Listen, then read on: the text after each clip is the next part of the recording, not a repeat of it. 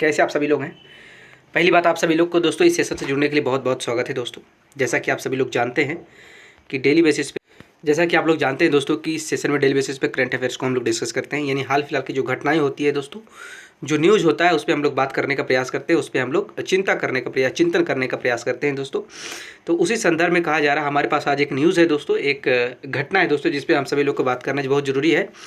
कहा आपने सुना होगा दोस्तों, हाल फिलहाल पहले में जो वक्फ बोर्ड है दोस्तों, यानी कि जो मुस्लिम जो संपत्ति है, मुस्लिम सरकारी जो संपत्तियां हैं दोस्तों, उसको मैनेजमेंट के लिए जो वक्फ बोर्ड तैयार किया गया है, केंद्र सरकार द्वारा बनाया गया है दोस्तों, उस वक्फ बोर्ड को और ट्रांसपेरेंट बनाने के लिए और एक तरीके से लिबरल बनाने के लिए दोस्तों, उसमें उससे संशोधन करने की बात कहा जा रहा है। आपने संसद में अभी हाल फिलहाल में देखा होगा कि इस तरीके के मुद्दे उठे हैं जिसमें वक्फ बोर्ड को अमेंड करने की बात की जा रही थी। उसमें जो नियम कानून है उसको बदलने का प्रयास किया जा रहा था ताकि उसमें पारदर्शिता लाया जा सके दोस्तों, उसका मैनेजमेंट आसान बनाया जा सके और लोगों के लिए वक्फ बोर्ड से डील करना आसान हो जाए दोस्तों। तो इसको लेकर केंद्र सरकार ने दोस्तों एक कमेटी बैठाई थी दोस्तों, जिसको हम जेपीसी नाम के जानते हैं। जेपीसी आप कह सकते हैं, जिसको शॉर्ट में कहा जाता है ज्वाइंट पार्लियामेंट्री कमेटी बनाई गई थी दोस्तों। और ज्वाइंट पार्लियामेंट्री कमेटी के द्वारा लोगों से, यानी कि इस देश के जो नागरिक से है दोस्तों, सलाह मांगने का काम किया था, उस पर परामर्श मांगने का या फिर परामर्श मांगने का काम किया था दोस्तों। यानी कि लोगों को कहा गया था कि आप हमें पत्र के थ्रू एक सजेशन दीजिए,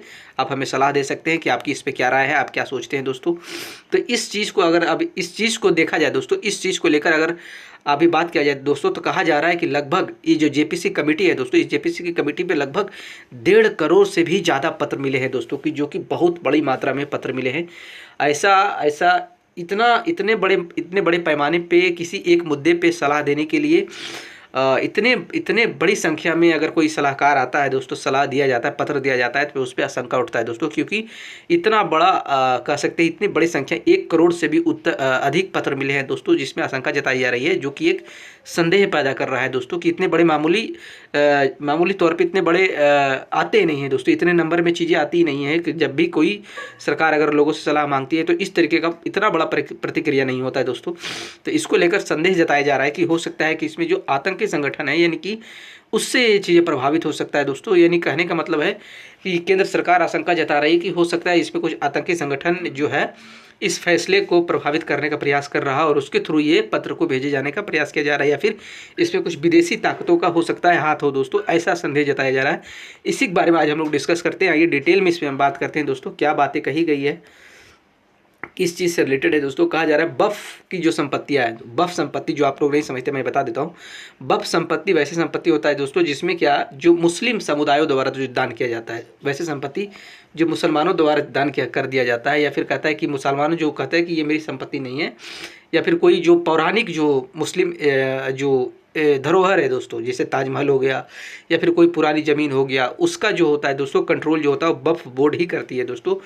यानी कि एक तरीके से जितनी भी पौराणिक मुस्लिम संपत्तियां हैं या फिर जो मुस्लिम समुदाय द्वारा जो दान दिए जाते हैं, तो वो उस संपत्तियों को वक्फ बोर्ड को कंट्रोल किया जाता है दोस्तों। और वक्फ बोर्ड उस संपत्ति को एक तरीके से कह सकते हैं मुस्लिम कम्युनिटी के वेलफेयर के लिए इस्तेमाल करती है दोस्तों, तो उसे ही वक्फ बोर्ड कहते हैं, वक्फ संपत्तियाँ कहते हैं दोस्तों। वक्फ संपत्तियां के प्रबंधन को बेहतर बनाए, पारदर्शिता बढ़ाने के लिए वक्फ बोर्ड बिल पर सुझाव मांगे गए थे दोस्तों, जिसके बाद अब तक समिति को 1,25,00,000 पत्र मिले हैं दोस्तों, यानी कि 1.25 करोड़ दोस्तों। इसके पीछे उन्हें एक परेशान करने वाला ढर्रा नजर आ रहा है, जिसे नज़रअंदाज नहीं किया जा सकता है दोस्तों। वक्फ बोर्ड बिल को लेकर सुझाव मांगे गए थे। इन सुझावों के जरिए सरकार का एक ऐसा बिल बनाना चाहती थी जो वक्फ संपत्तियों के प्रबंधन को बेहतर बनाए, पारदर्शिता बढ़ाए और संभावित विवादों को कम करे दोस्तों। लेकिन वक्फ बोर्ड बिल को लेकर संसद की संयुक्त संसदीय समिति, जिसको हम बोलते हैं ज्वाइंट पार्लियामेंट्री कमेटी, को लाखों पत्र मिलने से मामला गर्मा गया है दोस्तों। दरअसल संपत्ति के पास अब तक करीब 1,25,00,000 पत्र जमा हो चुके हैं। पत्र जेपीसी द्वारा वक्फ बोर्ड बिल पर जनता से मांगे गए सुझावों के जवाब में भेजे गए हैं दोस्तों।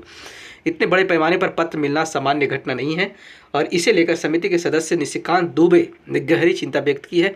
दुबे ने समिति के अध्यक्ष जगदम्बिका पाल को लिखे पत्र में कहा है कि इस तरीके का संख्या में पत्रों का आना संदेहास्पद है और इसे हल्के में नहीं लिया जा सकता है दोस्तों। आखिर कहाँ से आ रहे हैं पत्र, एक चिंता का विषय है। अब सवाल यह है कि आखिर ये पत्र किसने भेजे और कहाँ से आ रहे हैं। जेपीसी का कहना है कि इतनी बड़ी संख्या में पत्रों को देखकर यह कहना मुश्किल है कि ये पत्र भारत से ही आए हैं। हो सकता है कि कुछ पत्र विदेशों से भी भेजे गए हो, जो किसी संगठित अभियान का हिस्सा हो सकता है।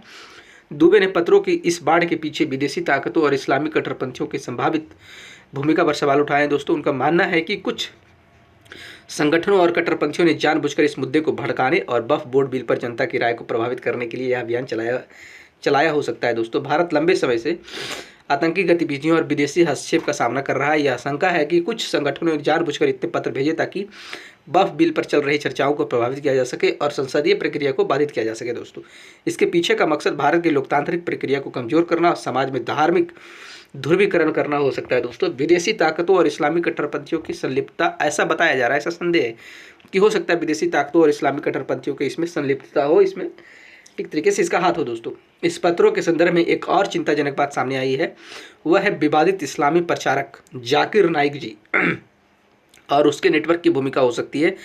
दुबे ने संकेत दिया कि इतनी बड़ी संख्या में मिले पत्रों के पीछे जाकिर नाइक और उसके विदेशी नेटवर्क का हाथ हो सकता है। जाकिर नाइक, जिस पर भारत में आतंकी गतिविधियों को बढ़ावा देने के आरोप लगे हैं, इसके अलावा बांग्लादेश के जमात-ए-इस्लामी और अफगानिस्तान के तालिबान जैसे संगठनों का भी नाम सामने आ रहा है। दोस्तों, ये संगठन, जिन्हें कट्टरपंथी और आतंकवाद समर्थक माना जाता है, भारत को अस्थिर करने और समाज में विभाजन की स्थिति पैदा करने के लिए काम कर रहे हैं। यह आशंका है कि इन संगठनों ने वक्फ बोर्ड बिल पर भ्रामक प्रचार किया हो और इस बहाने भारत की राजनीतिक अस्थिरता पर हमला करने की योजना बनाई हो। दोस्तों, ऐसा संदेह जताया जा रहा है।